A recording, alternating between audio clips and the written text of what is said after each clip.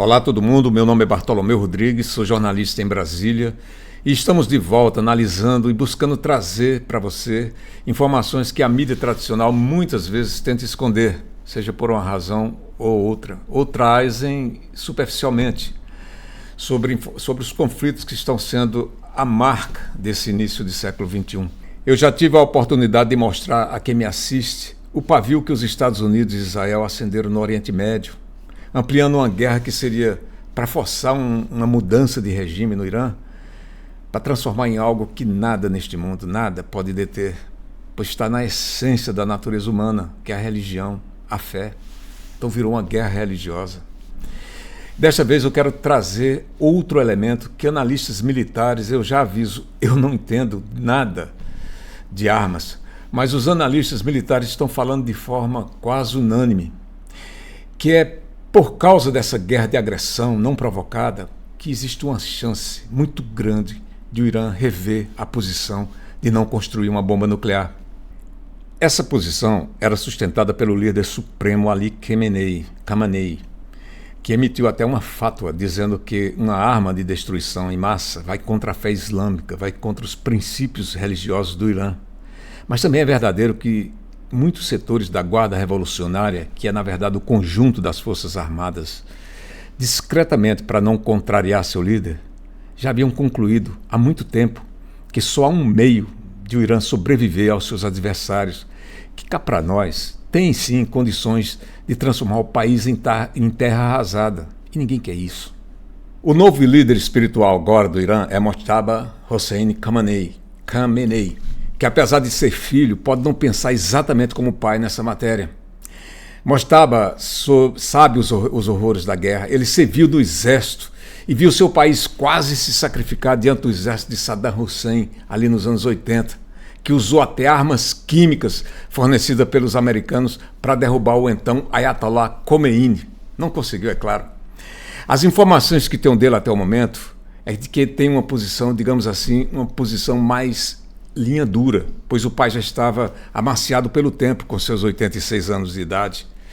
Ele sabe que todos os países do Oriente Médio que tinham capacidade para isso, para fazer a bomba, não construíram porque foram simplesmente arrasados e estão hoje ou tentando, ou a muito custo, tentando se levantar, ou então nas mãos de grupos terroristas financiados tanto por Israel como pelos Estados Unidos. Foi o caso da Líbia, do Iraque e mais recentemente da Síria. O Irã é o grande prêmio para Israel assumir o Oriente Médio e realizar aquele sonho de criar uma grande Israel como um Estado sionista, supremacista e branco. Já os países que não abriram mão da bomba e sacrificaram suas economias para ter uma bomba, para chamar de sua, como é o caso da Coreia do Norte e do Paquistão, que é vizinho do Irã, esses países foram deixados em paz, pelo menos no sentido de que ninguém se atreve a invadir um deles. Você já ouviu alguém falar em invadir a Coreia do Norte? Agora, é claro, se o Irã caminhar nesse sentido, a Turquia, apesar de fazer parte da OTAN, a Turquia não vai ficar só olhando, pois seus planos futuros de expansão, o seu atual líder, Erdogan, é um neo-otomanista, ele sonha em trazer de volta a glória do antigo Império Otomano. E ele não tem dúvida nenhuma, que depois que conquistar o Oriente Médio, Israel vai se voltar contra a Turquia. Tudo isso, é bom deixar bem claro, é uma perspectiva sombria, mas é real. Numa recente entrevista que eu assisti de Larry Johnson, ex-analista da CIA, as chances de o Irã mudar de opinião são de 90%. Ele acha, inclusive, 90% eu falei, ele acha, inclusive, que pelo grau de avanço do programa nuclear iraniano, essa bomba já pode ficar pronta, quem sabe, em junho ou julho próximo. Ou seja, veja só, Trump e Netanyahu foram imprudentes ao ponto de rasgar um acordo que já havia sido feito com o Irã na época do Barack Obama. E neste momento melou, eu não acho outra expressão, melou o que estava em andamento. Justo no momento em que o Irã havia concordado em reduzir até 0% o enriquecimento de urânio. E não sou eu que estou falando, não sou eu que estou afirmando, foi o que declarou, inclusive, muito satisfeito, Badr al-Busaidi, o negociador de Omã, para selar o acordo. Al-Busaidi deu uma entrevista num dia dizendo que a reunião foi boa, que os iranianos estavam cedendo E no dia seguinte, Teherã foi bombardeada, assassinando o líder espiritual do país. Mas não só assassinando o líder espiritual. Eles bombardearam um colégio de meninas. O número de meninas mortas parece já ter passado de 170. É o sangue dessas pessoas, como advertiu Larry Johnson, é o sangue dessas pessoas que está pedindo, clamando por uma força mais poderosa para não cair nas mãos do governo israelense, que todos sabem, trata com desprezo a vida humana, e não sou eu, de novo, nem acusando, nem fazendo dando informação errada. É a própria Organização das Nações Unidas, ou o que sobrou dela, porque, na minha opinião, quando tudo isso acabar, muito provavelmente a ONU vai ser dissolvida. Ou, na melhor das hipóteses, vai se mudar para outro lugar, provavelmente na Ásia, para a Ásia, que é o novo centro de poder do mundo. Falando na ONU, eu não posso deixar de trazer aqui outra informação que vem do secretário Antônio Guterres, que serve para reforçar esse meu ponto de vista. Ele disse que a ONU só tem dinheiro para ficar em Nova York até agosto, pois os Estados Unidos não estão honrando com suas obrigações. Ou seja, os Estados Unidos é um inquilino que não paga a conta, mas comparece às reuniões para vetar resoluções que possam ferir seus interesses e os interesses de Israel, é claro. Talvez a ONU fique lá em Nova York, o prédio apenas, que foi projetado por Oscar Niemeyer, não sei se você sabe disso. Aliás, vendo assim a imagem, parece até que eu estou vendo um pedaço do Congresso Nacional aqui no Brasil. Mas eu faço questão de voltar para essa obsessão doentia dos Estados Unidos, seguidos por Israel, de bombardear alvos civis. Primeiro foram as meninas, e ontem, ou anteontem, uns garotos que estavam jogando voleibol. Eu ainda não tive tempo de reunir todas as informações para mostrar a vocês sobre esse caso. Eu tenho apenas, e vou mostrar, aliás, estou mostrando, as imagens do enterro coletivo das meninas, os caixões pequenininhos. Deviam ser crianças muito jovens que não foram poupadas. Agora, por favor, eu não estou fazendo isso para querer influenciar vocês com um apelo emocional. Mas veja bem, ontem o secretário de Guerra dos Estados Unidos, o Pete Hegseth, eu não sei se assim se pronuncia, mas também não faço questão nenhuma, ele deu uma coletiva de imprensa para mais uma vez falar um monte de besteiras. E lá pelas tantas, ele se vangloriou dos ataques de precisão dos Estados Unidos. Segundo ele, os Estados Unidos estão fazendo ataques de precisão, com armas de alta tecnologia, ataques cirúrgicos, como se diz no linguajar da guerra. Mas, quando ele foi confrontado com a pergunta sobre o ataque à escola das meninas, olha o que ele falou.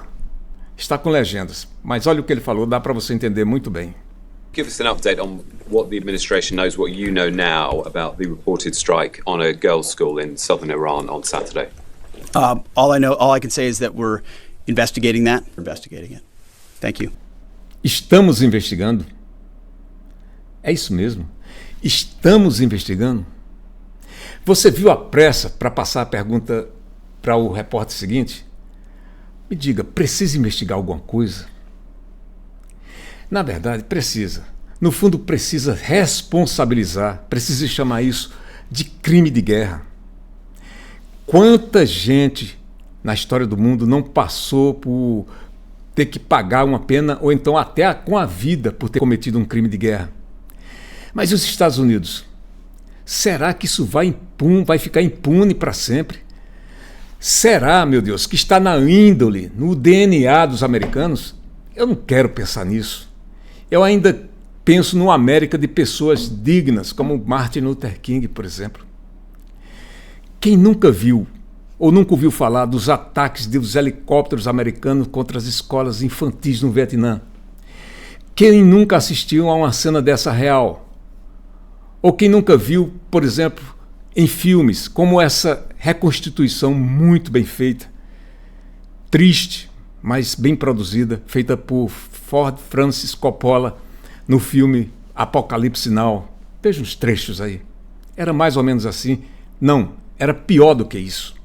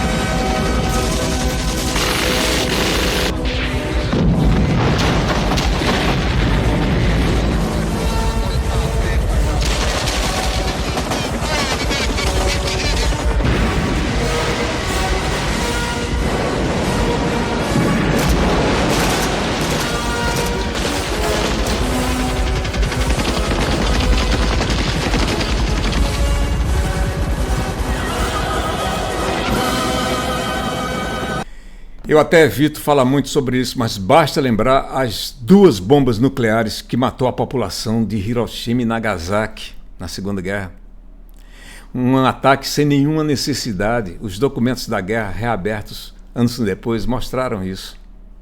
Tudo isso, amigos e amigas, tudo isso abre uma perspectiva sombria para a humanidade. Chegamos a um ponto de inflexão para definir o nosso futuro. Chegamos a um ponto em que a civilização parece seguir aquele código cruel da natureza, segundo o qual o mais forte é quem sobrevive.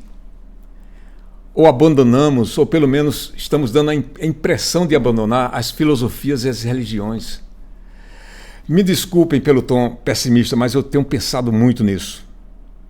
Esta semana, assistindo a uma entrevista do professor Michael Hudson, professor de economia da Universidade de Missouri, eu vi como ele escancara as manobras e o jogo sujo dos Estados Unidos para forçar uma guerra sem sentido. Ele está lá nos Estados Unidos, veja o que ele diz. Eu compartilho com você um trecho, é rapidinho, nem precisa de legendas porque está com tradução simultânea. Parece que o plano dos Estados Unidos para atacar o Irã foi elaborado quando Netanyahu visitou os Estados Unidos no final de dezembro, por volta do Ano Novo. Os Hetzaos decidiram então, certo, aqui está o plano para tomar o Irã. E o pretexto foi, bem, precisamos de uma desculpa para ir à guerra. Qual é a desculpa? Vamos fazer uma negociação e seguir a grande mentira de Trump, a mesma mentira que Netanyahu vem repetindo há mais de 10 anos, de que o Irã quer construir uma bomba atômica para causar destruição. Iran wants to have an atom bomb to blow things up. Let's have a negotiation and we'll make the... Vamos fazer uma negociação e colocaremos as exigências dos Hetazrim em relação ao Irã tão altas que, é claro, o Irã dirá não. Então diremos, viu, o Irã quer ter uma bomba atômica e ser uma ameaça para o mundo inteiro, diferente de Israel com sua bomba atômica, e da América com suas bombas atômicas, e da Inglaterra com suas bombas atômicas, dizendo que talvez as entregue à Ucrânia para usar contra a Rússia. Eles começaram as negociações em Omã como um pretexto, para forçar o Irã a dizer algo intempestivo que o governo Trump pudesse usar para afirmar, viu, tentamos evitar a guerra, conseguimos. To say, well, you see, we tried to avoid war and we couldn't avoid it. Well, imagine the urgent... Bem, imagine a urgência que os Estados Unidos sentiram quando o ministro das Relações Exteriores de Omã apareceu no sábado e disse que o Irã, na verdade, cedeu a restrições às quais nunca havia concordado antes, apenas para provar que não tem capacidade de adquirir urânio enriquecido suficiente para construir uma bomba atômica. O país vai se desfazer de seus estoques de urânio enriquecido e mantê-los em outros países. Ou seja, cedeu a todas as exigências dos Hetazrim de que o Irã não pode produzir uma bomba atômica.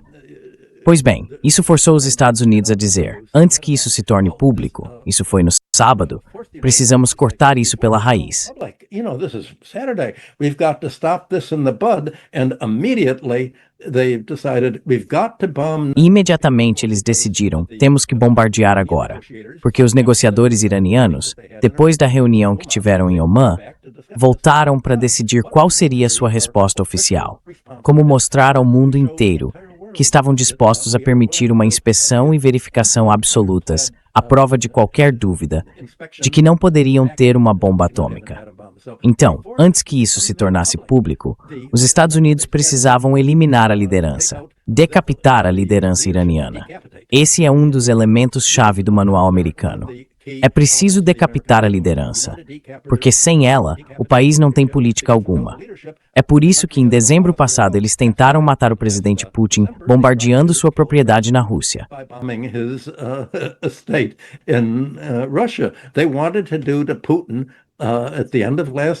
Eles queriam fazer com Putin, no final do ano passado, exatamente o que fizeram com Khomeini no Irã.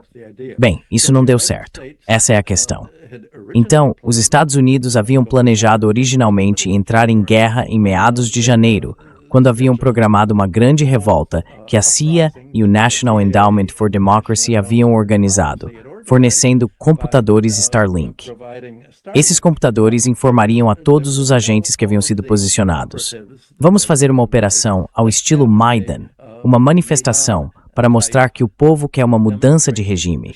Vamos torná-la o mais violenta possível, deixar o povo derrubar o governo e mostrar o quanto realmente apoiam os Estados Unidos, como prefeririam ter os Estados Unidos governando o Irã em vez das autoridades atuais.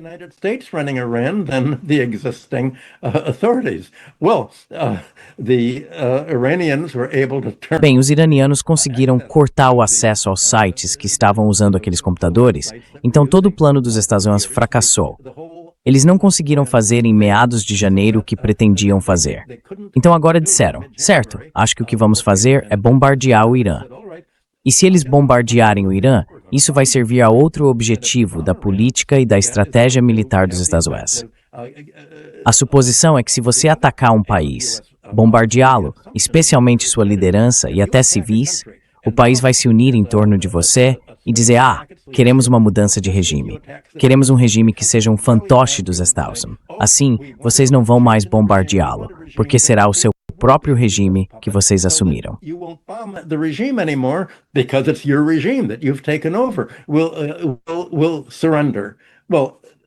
Nenhum país jamais fez isso. Quero dizer, na Segunda Guerra Mundial, quando a Alemanha bombardeou Londres, isso não fez Londres dizer, bem, desistimos, é melhor nos rendermos. Isso galvanizou a opinião pública contra a Alemanha. E pouco antes disso, quando os aliados estavam bombardeando cidades alemãs, de Hamburgo até Dresden, isso só fortaleceu a oposição alemã, dizendo, certo, essas pessoas são animais, temos que revidar. Bem, a mesma coisa aconteceu no Irã. Quando você ataca o Irã, especialmente os Estados Unidos, com sua brilhante CIA, disseram, sabe, muitas mulheres são contra as regras islâmicas sobre o uso de roupas especiais em público. Vamos realmente colocar as mulheres do nosso lado. Com o que as mulheres se importam? Elas se importam com seus filhos. Então vamos bombardear as escolas de meninas. Vamos fazer o que fizemos no Vietnã. Let's do what we did. It worked. Let's do what we did in Vietnam. You focus on bombing the schools. You do what Israel has done. Você se concentra em bombardear as escolas. Faz o que Israel fez em Gaza. Você bombardeia as escolas, mata as crianças, e se matar crianças o suficiente, a população vai desistir e dizer tudo bem, queremos paz, nos seus termos. Pois bem, obviamente bombardear as escolas femininas no Irã não teve esse efeito, e foi uma loucura. Fica a dúvida sobre que tipo de psicologia levaria os americanos, os europeus, os ocidentais a pensar que ao ferir um país, fariam com que ele quisesse se submeter em vez de reagir ao que foi feito contra ele. Então, obviamente, foi isso que aconteceu. E encerro lembrando que a guerra dos Estados Unidos e Israel contra o Irã está apenas no seu começo. Vai demorar. E quanto mais demorar, mais inocentes irão morrer e mais países se sentirão atraídos por ela, por uma razão ou outra. É a loucura dos impérios. E como eu disse no vídeo passado, não importa a destruição que se faça ao Irã e ao seu povo. E falo assim não é porque eu tenha lado, mas como alguém que está observando uma guerra forçada, de agressão, que agora se transforma numa guerra religiosa. Uma guerra que envolve reflexão filosófica e existencial, que ensina que a vitória é simplesmente resistir. Como pode? A gente está caminhando rumo a uma terceira guerra mundial, uma terceira guerra que vai afetar todo mundo no planeta, todo mundo. E estamos caminhando perigosamente para esse destino, sem nem sequer ter uma razão plausível para tanto. E vou ficando por aqui, obrigado por sua audiência. Se gostou, aperte o botão do gostei, dê a sua opinião, se inscreva. Eu me sentirei muito honrado em contar com o seu apoio. Até o próximo vídeo.